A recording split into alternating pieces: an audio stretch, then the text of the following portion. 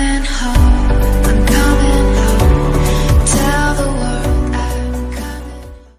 Эй, я не виноват. Арестуй того, кто сидел за клавиатурой. Приветствую всех, с вами Хулдым, и мы продолжаем проходить игру Guilty Parade, да. Продолжаем наше путешествие. Сейчас мы должны поймать все-таки эту чертову пачку сигарет, которая такая неуловимая. Кому-то мы должны двигаться, найти Оливера. И где он? В спальне были, там были. Библиотека? Да. Не успел я переступить порог библиотеки, как сразу же уткнулся в упругий живот Оливера. А, как раз собрался... Ой. Это.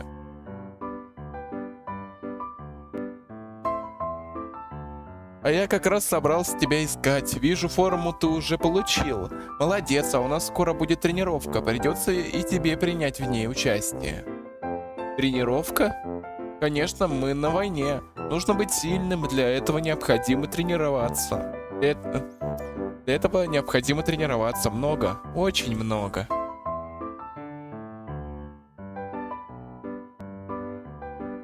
Так, продолжаем. Оливер заулыбался и погладил себя по животу. Да, видно, как ты много тренировался, я тоже так тренируюсь. Тренировки в столовой. Мне так никто и не рассказал про войну, про мир, что произошло. Покачиваясь с ноги на ногу, Оливер несколько секунд молчаливо смотрел на меня. Да тут и рассказывать нечего. Мы живем на небольшом материке, почти острове. Говорят, что все остальные земли затопило растаявшие ледники, как бы полюса земли сместились. Вроде так говорят. Людей осталось не очень много, территорий тоже. Поэтому и произошел конфликт. Кто-то хочет развития, а кто-то спокойной мирной жизни.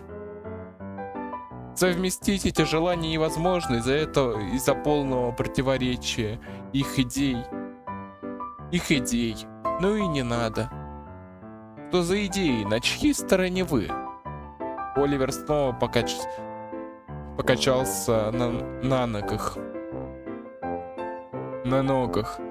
А я нахмурился. Мы хотим строить новое будущее, видишь, вокруг много плакатов.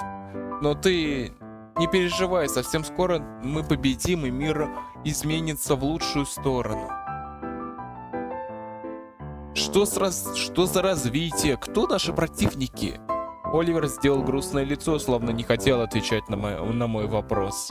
Не переживай, наш генерал часто устраивает экскурсии в свой штаб для поддержания боевого духа. Там лучше ответят на твои вопросы. Командир сказал пока не докучать тебе.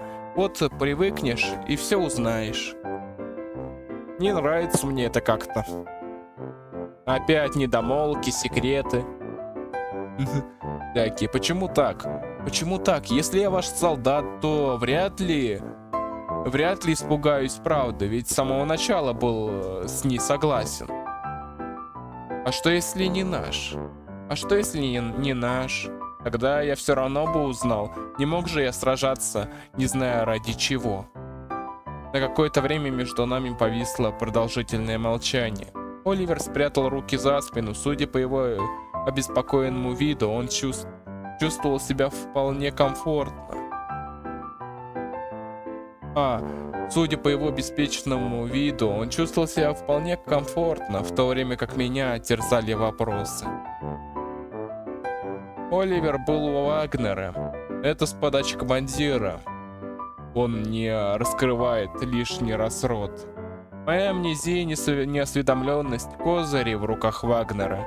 И скорее всего, он знает, как ими воспользоваться.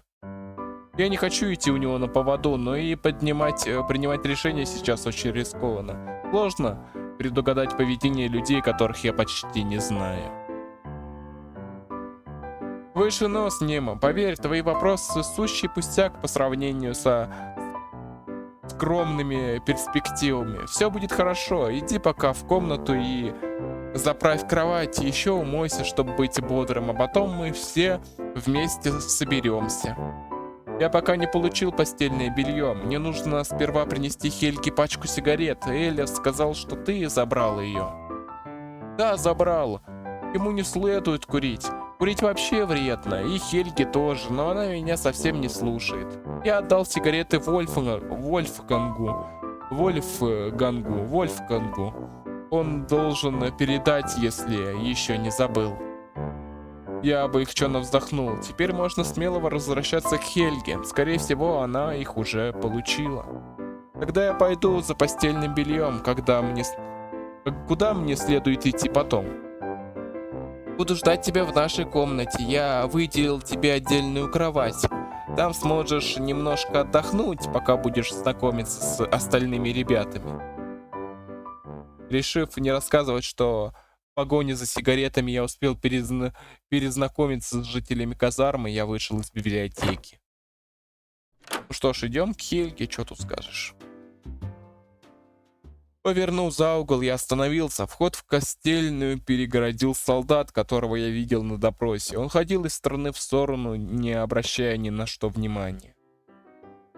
Тогда он казался сосредоточенным и напряженным. Сейчас же шагал в панике и крепко прижимал к себе записную книгу. Он морщил лоб, щурился и бормотал. «Я Вольфганг, мое имя Вольфганг, я Вольфганг». Тут солдат заметил мое присутствие. Сперва он отшатнулся, потом, озираясь по сторонам, сделал 2 шага назад. При всем этом он переводил взгляд то с меня на свой дневник, то с дневника на меня. «С тобой все в порядке?»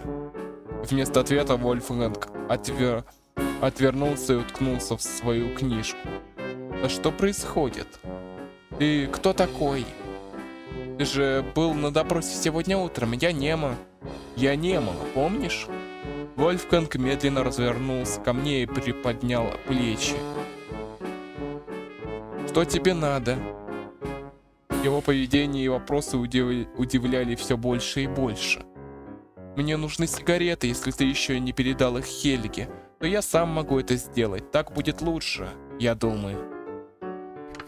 Послышался шелест страниц. Вольфганг плечом больше углубился в чтение. Мне даже показалось, что он меня не слушал, пока вдруг не забормотал. Тут написано, что в правом кармане. Он полез в карман, все так же читая, и вытащил оттуда злополучную пачку сигарет. Наконец-то Назори Лайт. Она сильно истрепалась и помялась. Ее тернистое путешествие по рукам товарищей Хельги оставило на ней видимые увечья. «Это все?» «Да, спасибо». Вольфганг ничего не ответил, а только прошел мимо, все так же вчитываясь в неизвестный мне текст. Что с ним произошло? Почему он так себя ведет? Я еще многого не знал, и их причуды заставили меня задаваться ненужными вопросами, которые мешали в поисках собственного прошлого. Слишком много загадок и совершенно нет ответов.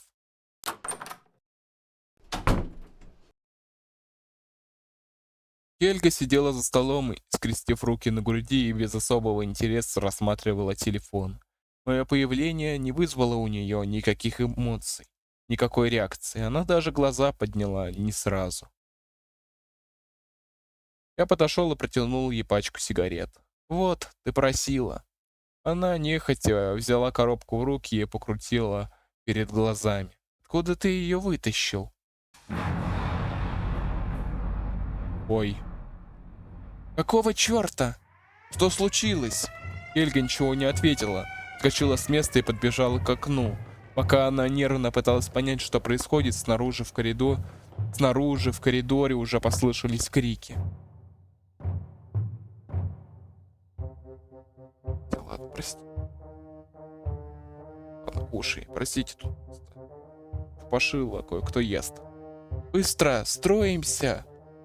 За дверным проемом промелькнула фигура Оливера. Хельга отреагировала сразу, она все так же ничего не объясняла. Подлетела ко мне, вцепилась в плечо и вытолкала в коридор.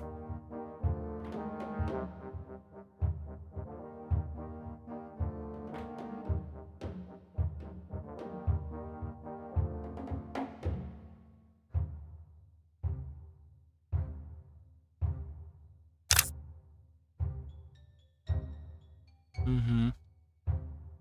Да, интересно. Те солдаты, с которыми мне довелось сегодня познакомиться, выстроились в шеренгу.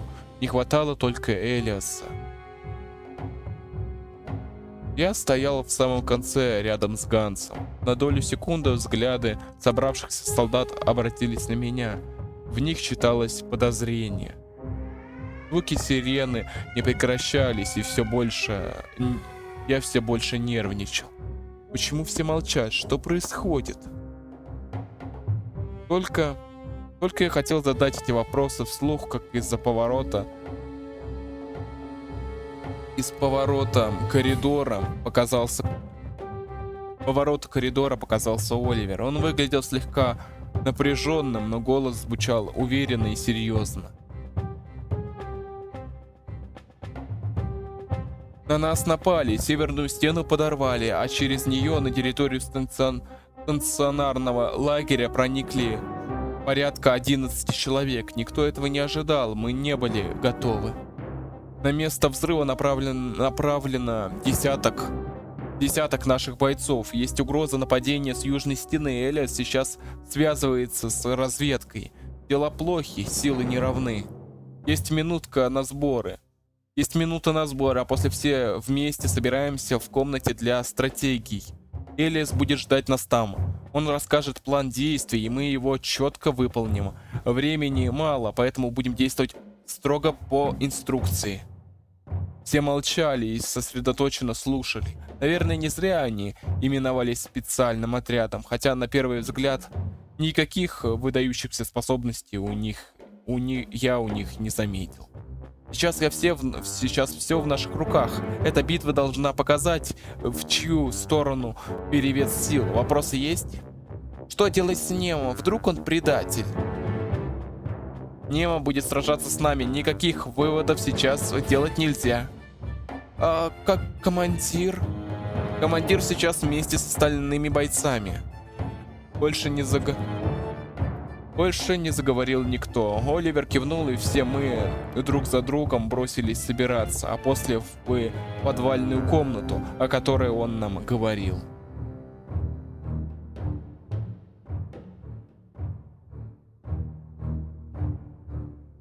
Потолок комнаты был низким. Хельге и Вольфгангу даже пришлось слегка склонить головы, чтобы не удариться о торчащие балки.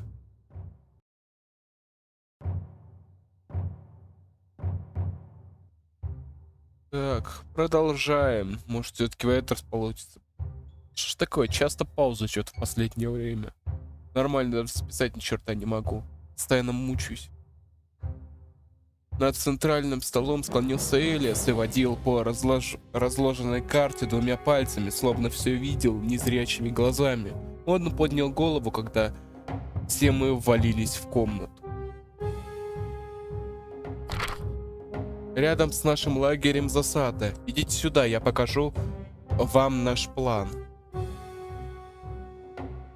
Мы столпились вокруг Элиаса, и только сейчас смог заметить выпуклости на карте. Неудивительно, что даже слепой мог без труда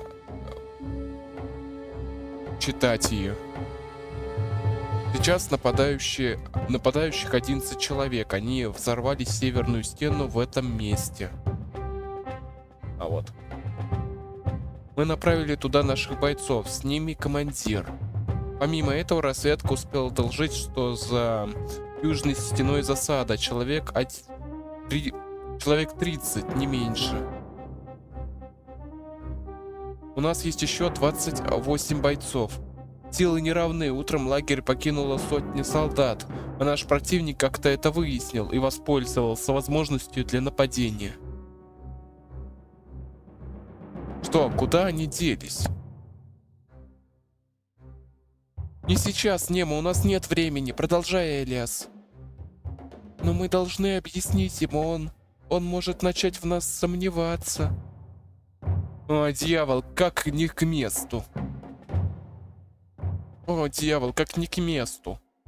Часть из них на агитационные экскурсии в главном штабе, а часть в разведке. Никто здесь особо не засиживается, кроме нас. И до сегодняшнего дня этот лагерь еще никому не удавалось обнаружить. Мы думали, что это не так просто. Это объяснение меня разозлило. Вы не боитесь оставлять свой лагерь пустым, совсем незащищенным? А что насчет припасов, оружия? Вдруг их найдут и уничтожат? Не неси чушь, у нас все хранится в подвалах, их много, туда можно пробраться только через наши казармы. Я бы так не сказал. Значит, есть потайные ходы. Спасибо. Яков, на поверхности снова прогремел взрыв. Скорее всего, взорвали южную стену, нам надо поторопиться. Давайте выслушаем Элиаса до конца. Все остальное можно обсудить позже. Мы снова склонились над картой. Будем считать, что теперь враги прорвались с двух сторон, с северной и южной. Но у нас есть опасения, что со стороны запада и востока тоже есть засада, и произойдет еще одно нападение. Я говорил с командиром, но пока перевес сил не в нашу сторону, и он значительный. Командир ждет подкрепления. Это все? Тогда какого черта мы собрались здесь? Мы могли бы уже сражаться. Элиас остался невозмутимым. Он смотрел прямо перед собой и рывками водил пальцами по карте, словно пытаясь что-то нащупать. Нет, я же говорил, что нападение стоит ждать еще с запада и востока, но пока это только...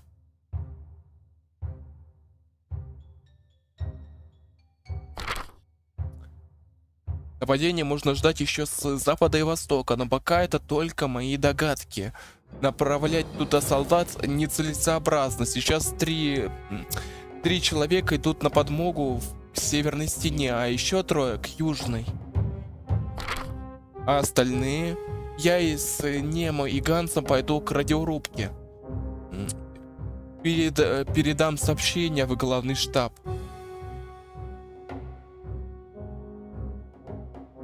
Оливер, дай мне ключ. Зря ты сегодня запер там дверь.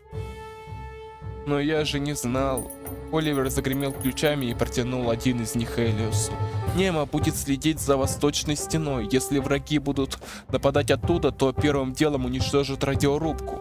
Ганс соединит меня с главным штабом, а я передам сообщение. После этого мы втроем присоединимся к вам.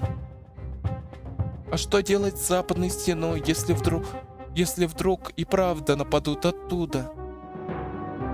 Пока ничего, сейчас это только мои предположения, просто имейте в виду, план может меняться по ходу действия. Командир просил еще кое о чем. Элиас промолчал. Не умрите, ни один из вас. Ни один из вас. Возникшую ненадолго тишину нарушила Хельга. Она со всей силы ударила кулаком по столу и нахмурилась то ли от боли, то ли от злости. «Дьявол, вы как хотите, а я больше не намерена оставаться здесь. Я иду наверх. Я солдат и останусь им до конца войны. Пусть даже и не доживу до него». «О, моя девочка, я всегда с тобой. Я всегда с тобой». Руф ослепительно улыбнулась и обняла Хельгу за талию, а та только больше нахмурилась. Одновременно с репликой Руф я совершенно случайно заметил обращенный к ним пристальный взгляд Вольфганга из-за страницы его дневника. В комнате раздался звук тяжелых шагов и звон металла. В дверном проеме показался Оливер, который от чего-то счастливо улыбался, а я даже не заметил его отсутствия. Я открыл оружейную, разбирайте снаряжение, но берите только свое. Вольфганг, Дорис и Яков идут на северную стену. Руф, Хельга и я идем на южную. Нема, Ганс и Элиас к радиорубке. Все остальное решаем на месте. Элиас, не геройствуй в этот раз. Послушайся приказа командира. Элиас еле заметно кивнул. Хельга вышла первая, а следом за ней бросилась Руф. Яков, у Нема нет оружия, одолжи ему один из своих револьверов. Потом что-нибудь для него придумаем. Ему? Яков указал пальцем на меня и с легкой насмешкой посмотрел на Оливера. Может, нападение произошло именно из-за него, а ты хочешь, чтобы я позволил ему, может быть, даже убить всех нас моим же оружием? Моим же оружием? Оливер сделал несчастный вид. Но мы же договорились не делать никаких выводов раньше времени. Кроме меня, Якова и Оливера в комнате уже совсем никого не осталось. Чем эти двое занимались, когда нужно было действовать незамедлительно? Чем эти двое занимались, когда нужно было действовать незамедлительно? Спорили. Даже я, не будучи настоящим солдатом, почувствовал раздражение от неторопливости их решений. Я уже говорил, что не предатель. Я никого не знаю и ничего не помню. У меня даже не было возможности кому-то что-то передать. Я все время был на виду. Яков поджал губы и прищурился, а только потом нехотя ткнул мне револьвером в грудь. Помни, у меня есть второй, и я не буду мешкать, если пойму, что ты врал. А пока поверю тебе. Возьми. Ну что тут, взять, тут отказаться, взять, конечно, что тут сказать. Нам понадобится. Спасибо за доверие. Я взял в руки револьвер и осмотрел его со всех сторон. Умеешь пользоваться? Думаю, справлюсь. Он кивнул в ответ и с грустью посмотрел, как я прячу оружие за ремень на спине. В дверном проеме показалось встревоженное лицо Ганса. «Идем, Нема, поможешь мне защитить Элиаса». Оливер с Яковом переглянулись, и мы все выбежали из казармы. Так, извиняюсь. Так. О, вот тебе и войнушка. Небо помрачнело, и все вокруг было окутано клубами дыма и поднявшийся в воздух пылью. Рядом слышались крики и свист пуль, а фигуры людей, словно призрачные тени, мельтешили вокруг. Мое сердце бешено стучало, мир двоился. Я забыл, где нахожусь и за кого сражаюсь. Внезапно чья-то рука легла мне на плечо, вырывая из оцепенения. Элиас. Идем, Нема. Как ни странно, его спокойный голос заставил меня одуматься и взять себя в руки. Куда идти? За мной. Тихо произнеся эту фразу, он метнулся прямо в облако дыма. Я бросился за ним, совсем не ожидая подобной резвости от слепого. Где-то справа замаячил Ганс, он размахивал руками и кричал: «Смотри за Элиасом!» Белая форма Элиаса постепенно растворялась в серых облаках пыли. Я боялся потерять его из вида, боялся его неосторожности, боялся, что его подстрелят. В глаза летел песок, я щурился и прикрывал их рукой. О боже. Очередной взрыв заставил меня вздрогнуть. Я побежал чуть быстрее. Элиас становился все менее заметным. Внезапно к воплям и грохоту выстрелов прибавился еще один звук. Совсем близко. Крик Элиаса. «Ганс!» Я заметил, как он начал метаться из стороны в сторону. Рядом с ним темным пятном кружила еще одна фигура. Противник? Без колебания бросился на помощь, но сразу же споткнулся и больно упал на бок. Что-то вцепилось в мою щиколотку. Я попробовал дернуть ногой, но хватка только усилилась. Мразотное отродье! Приподнявшись на локте, я посмотрел в сторону источника звука. У моих ног лежал человек. Половина его лица заливала перемешанная с грязью и пылью кровь. Он смотрел на меня с омерзением и ненавистью. И ужасом. Как же вас перебить? Вас все больше и больше. Нам не хватает сил. Он хрипел и тяжело дышал, удерживая меня за руку. Осталась его единственная конечность. Рука осталась его единственной конечностью. Солдат был еле жив, но глаза на фоне измазанного лица сияли ненавистью и невольно приковывали мой взгляд. Позади вновь раздались звуки борьбы. Элиас. Я что есть силы ударил противника каблуком сапога. Хватка стала чуть слабее, но вырвать ногу так и не удавалось. Я снова задергался. «Умри же, ну!» Вдруг мое желание исполнилось, нога оказалась на свободе. Над противником возвышался Ганс и внимательно смотрел прямо на меня, а его руки были сжаты в кулаки. «Ты как, Немо?» Вздохнув, я невольно перевел взгляд на поверженного соперника. Он лежал на животе, его ладонь все еще безвольно покоилась на моей ноге, а голова была неестественно повернута влево. Элиас, он с кем-то сражается. Ганс вздрогнул и бросился вперед. Я тоже не стал медлить. Ушибленные локти горели, но злость гнала вперед.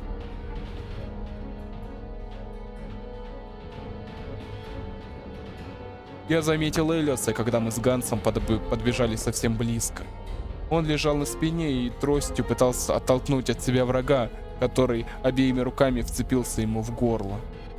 Первым подбежал Ганс. Он без колебаний схватил ничего не подозревающего противника за голову и уверенным движением резко крутанул ее вправо. Хрум. Тело человека ослабло, руки безвольно обвисли. Сразу же за этим послышался громкий сухой кашель Элиаса. Ганс помог ему подняться, а я с ужасом наблюдал происходящее. Смерть, одна за другой.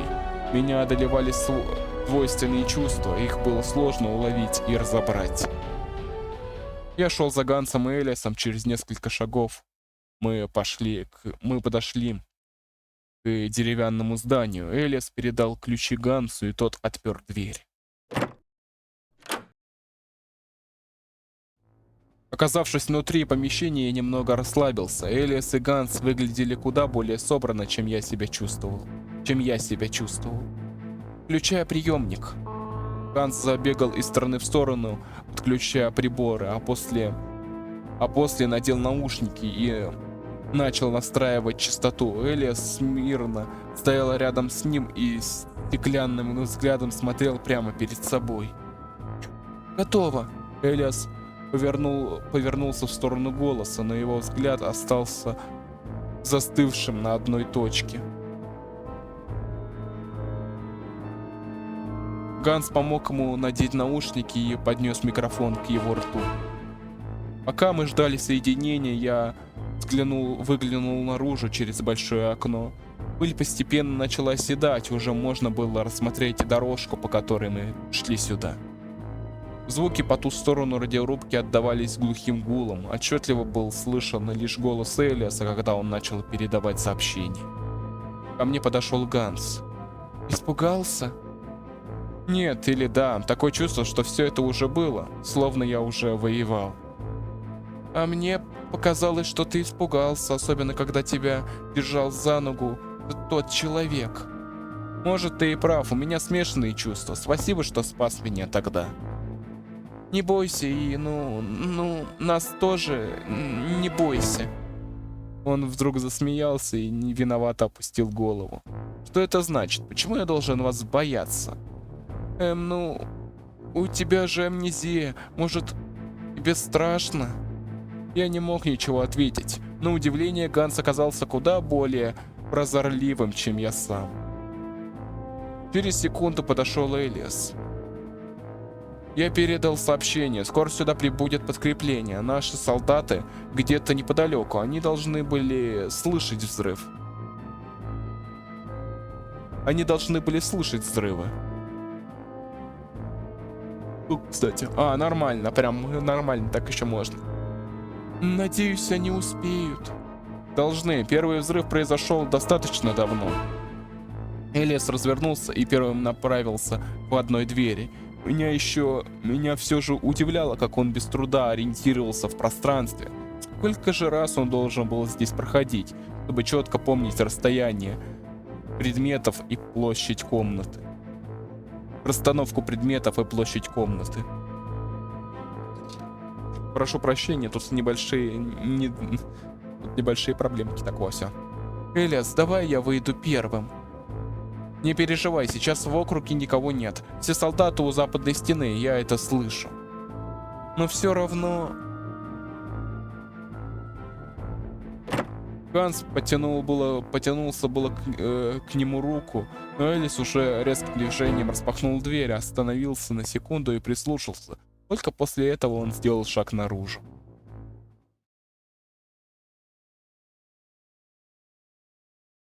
Дальнейшего не ожидал никто, кроме Ганса. Чья-то рука потянулась к Элиусу и схватила его за горло. Ни Ганс, ни я еще не успели отреагировать, как в следующую секунду солдат в красной форме взял Элиаса в заложники.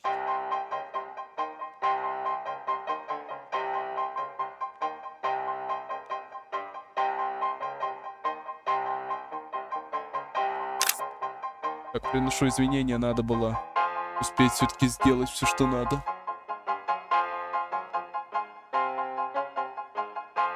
Блин, не успела все-таки сделать красивый скрин. Обидно, по правде, что вот это вот все нельзя убрать.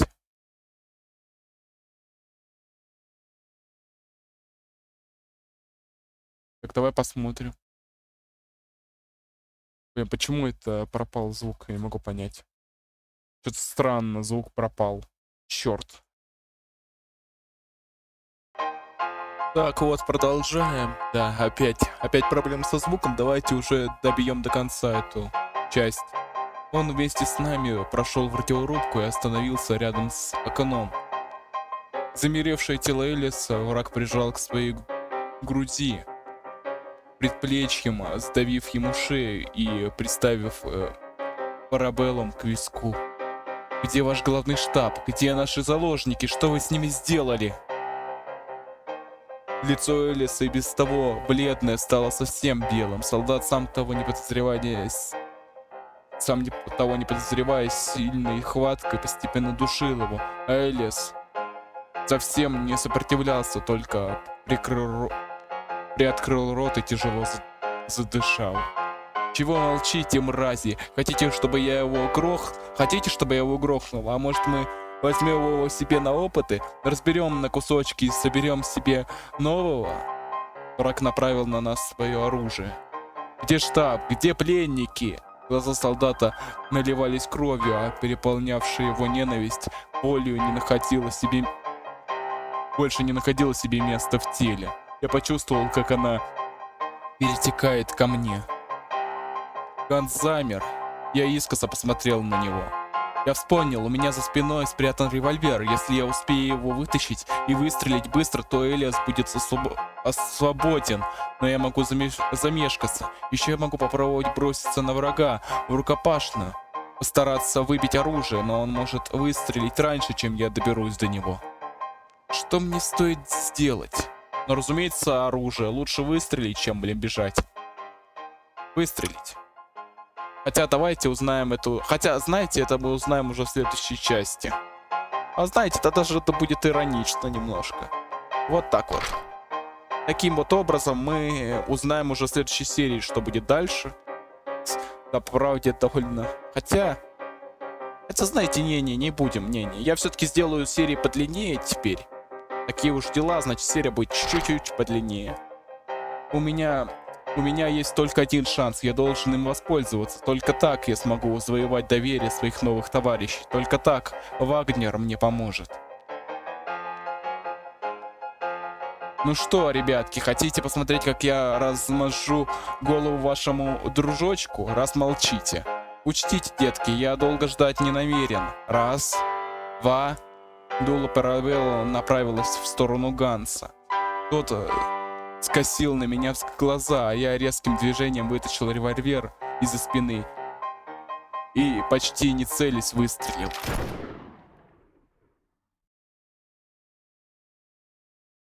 Две фигуры на одно мгновение замерли, а потом вытянутая рука врага, ослабев, опустилась вниз. Первым послышался стук металла о дерево, а после глухой удар падающих человеческих тел.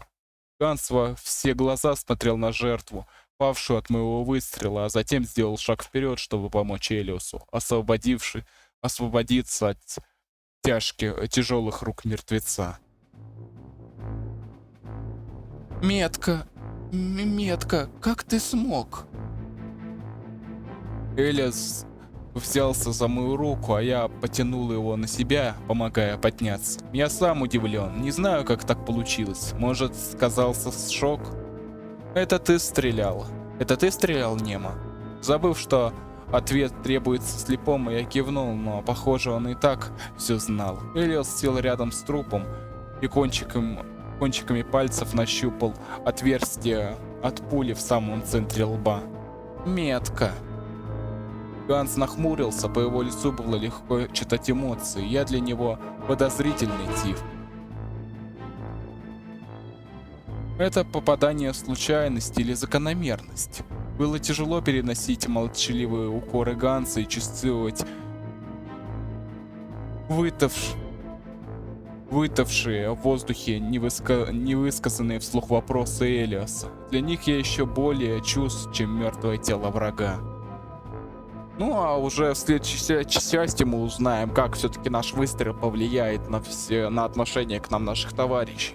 Надеюсь, вам понравилось. Ставьте лайки, пишите комментарии, критикуйте, обсуждайте игру, только не спойлерите. Буду рад с вами поболтать. Предлагайте игры, кстати, также игры предлагайте, все они будут отправляться ко мне в списочек. Вот. Загляните в описании, там будет ссылочка на мой Discord сервер и на Discord сервер по Доки-Доки. Буду рад вас там видеть. Ой, фу ты. На мой Discord сервер. Буду рад вас там видеть. И не забывайте жать на кнопочку подписаться, на колокольчик. Так вы о новых видео узнаете и пополните нашу маленькую, но крепкую семью. И с вами я, конечно же, не прощаюсь. Ой, извиняюсь. Прошу прощения. И с вами я, конечно же, не прощаюсь. Скоро увидимся.